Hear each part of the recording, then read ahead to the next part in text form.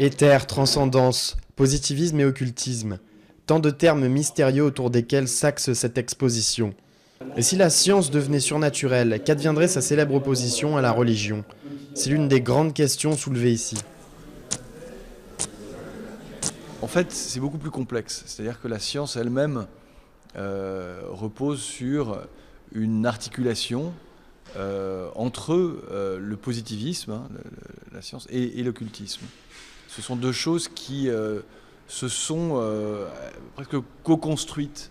C'était Sigmund Freud qui, au début du XXe siècle, identifiait le fait que la science, contrairement à ce qu'on aurait pu s'attendre, contrairement à ce à quoi on aurait pu s'attendre, la science a en fait démultiplié la pensée magique.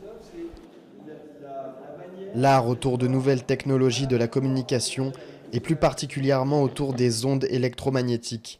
Le phénomène est exploité ici sur des bases rationnelles sans jamais sombrer dans le cliché de l'abstrait. Je pense pas que on est dans l'irréel, on est vraiment dans le réel, mais on est dans un réel qui n'est pas perceptible au sens à la perception humaine, puisque l'homme ne perçoit qu'une petite partie de ce qu'on appelle le spectre électromagnétique. Et justement, les artistes, ils vont nous aider à percevoir ces ondes qu'on ne perçoit pas habituellement. Et donc, on est dans la réalité, mais dans une réalité qui est invisible, et c'est ça qui est, je pense, assez fascinant. Et c'est ça aussi, je pense, qui parle à tout le monde, parce qu'on vit à travers ces ondes. Une expérience où votre sens de la réalité n'en sortira sûrement pas indemne.